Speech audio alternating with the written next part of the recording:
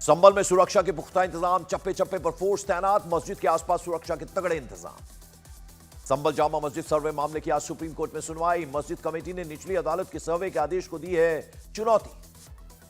Allahabad high court में संभल हिंसा की जांच की मांग को लेकर याचिका, हाईकोर्ट के रिटायर्ड जस्टिस की अध्यक्षता में एसआईटी से जांच कराने की मांग। संभल हिंसा की आड़ में आतंकी गतिविधियां बढ़ने की आशंका, खुफिया एजेंसियों के सूत्रों के हवाले से खबर, आसपास के डिस्ट्रिक्ट्स को अलर्ट किया गया। संभल में मोटरसाइकिल में आग लगाने का वीडियो आया सामने, उपद्रवियों ने 24 नवंबर को की थी आगजनी। संभल में ड्रोन कैमरे से मॉनिटरिंग के दौरान घरों की छतों पर नजर आई ईंटें। संभल पुलिस ने लोगों से घरों की छतों से ईंटें हटाने के लिए कहा। आज जुमे की नमाज से पहले संभल में मुस्लिम धर्मगुरुओं ने की अमन की अपील, जामा मस्जिद में भीड़ ना बढ़ाने के लिए कहा। जमीयत उलेमा हिंद का मृतकों के परिजनों को 5-5 लाख रुपए देने का ऐलान। मौलाना महमूद मदनी ने संभल हिंसा के पीड़ितों से मुलाकात की।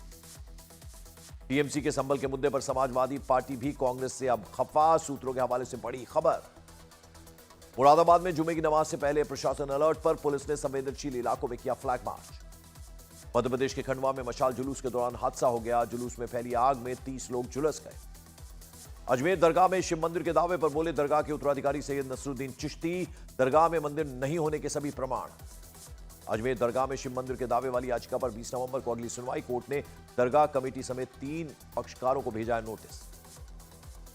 अजमेर दरगाह के सर्वे को लेकर हिंदू पक्ष की याचिका स्वीकार होने पर बोले बाबा बागेश्वर, सच समाज के सामने आना चाहिए। महाराष्ट्र में बीजेपी का होगा मुख्यमंत्री, दिल्ली में अमित शाह के घर हुई महायुति के नेताओं की बैठक में हुआ फैसला। महाराष्ट्र के डिप्टी सीएम बनाए जा सकते हैं अजीत पवार, सूत्रों का दावा। अजीत पवार फाइनेंस पोर्टफोलियो भी उनको मिलना तय। शिंदे को दोबारा सीएम बनाने के लिए दुआएं, हजरत बहाउद्दीन शाह बाबा की दरगाह पर चढ़ाई गई चादर। केंद्रीय मंत्री गिरिराज सिंह ने कहा महायुति में कोई मतभेद नहीं, महाराष्ट्र में बीजेपी का होगा सीएम। जेपी नड्डा ने दिल्ली में आयुष्मान जन आरोग्य योजना न लागू करने पर आप सरकार पर साधा निशाना। एक्स पर लिखा जानबूझकर लाखों परिवार की योजना के लाभ से वंचित रखे गए। आज दोपहर 2:30 बजे कांग्रेस मुख्यालय में सीडब्ल्यूसी की बैठक, सोनिया गांधी, राहुल गांधी, मल्लिकार्जुन खड़गे समेत सभी सदस्य होंगे शामिल। सीडब्ल्यूसी की बैठक में कांग्रेस शासित राज्यों के सीएम भी रहेंगे मौजूद। ईवीएम विवाद के बीच बैलेट पेपर की वापसी की मांग संबंधी प्रस्ताव हो सकता है पास। आज से शुरू होगा दिल्ली विधानसभा के कार्यकाल का आखिरी सत्र। आप सरकार को घेरने की रणनीति में जुटी बीजेपी। दिल्ली विधानसभा चुनाव के लिए बीजेपी ने बनाई 43 समितियां, अलग अलग वर्गों के लिए काम करेगी कमेटी। दिल्ली एनसीआर में 2 दिसंबर तक लागू रहेंगे ग्रैफ 4 के प्रतिबंध। सुप्रीम कोर्ट का बड़ा फैसला, स्कूल छोड़कर बाकी सभी मामलों में ग्रैफ 4 लागू रहेगा। छपरा में मानवता को शर्मसार करने वाली घटना, एचआईवी पीड़ित महिला की मौत के बाद परिजनों ने शव लेने से कर दिया इनकार।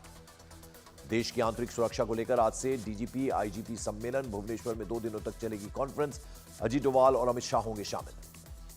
मानव तस्करी, साइबर क्राइम के मामले में एनआईए का बड़ा अभियान, 6 राज्यों में 22 जगहों पर एनआईए की रेड। जम्मू कश्मीर के पुंछ में सुरक्षा बलों का बड़ा एक्शन, आतंकी ठिकाना ध्वस्त, भारी मात्रा में विस्फोटक भी बरामद। किश्तवाड़ में जम्मू कश्मीर पुलिस की बड़ी कार्रवाई, एनआईए कोर्ट के आदेश पर पाकिस्तान से सक्रिय 13 आतंकवादियों की संपत्ति कुर्क कर दी। दिल्ली के नजफगढ़ डबल मर्डर केस में पुलिस को बड़ी कामयाबी, गोगी गैंग का शूटर दुबई से रिपोर्ट करके भारत लाया गया। गुजरात के अमरेली में बीजेपी नेता पर जानलेवा हमला, सीसीटीवी फुटेज की मदद से 3 आरोपी गिरफ्तार। उत्तर प्रदेश के बाराबंकी में साइबर फ्रॉड की कोशिश नाकाम, डीजीपी की फोटो लगाकर पीड़ित को दी गई थी कॉल।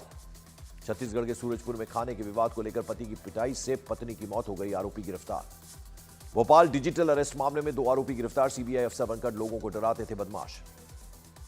उत्तर प्रदेश की राजधानी लखनऊ में पत्नी के बॉयफ्रेंड को फंसाने के लिए युवक ने खुद पर चलवाई गोली, युवक के खिलाफ पत्नी ने दर्ज कराया था दहेज उत्पीड़न का केस।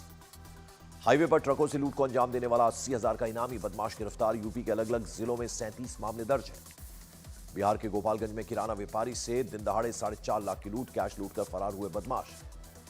उत्तर प्रदेश के गाजीपुर में युवक की संदिग्ध मौत का मामला, पत्नी ने जताया हत्या का शक, युवक के परिवार वालों पर लगाया आरोप। बिहार के अरवल में सड़क हादसे में 4 लोगों की मौत, बेकाबू होकर नहर में गिर गई कार। उत्तराखंड के देवप्रयाग में खाई में गिरा टैंकर, हादसे में 1 शख्स की मौत, 1 घायल।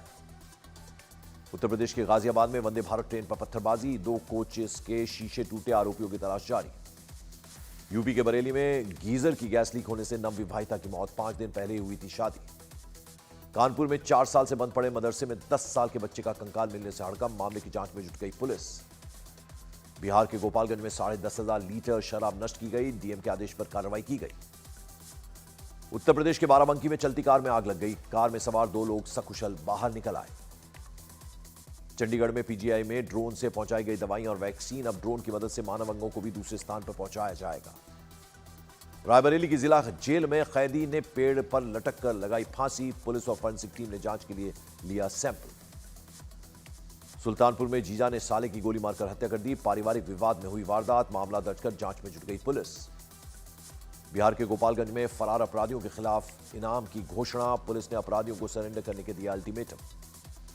आगरा में हेलीकॉप्टर से हुई दुल्हन की विदाई, दूल्हा दुल्हन को देखने के लिए उमड़ी गांव वालों की जबरदस्त भीड़।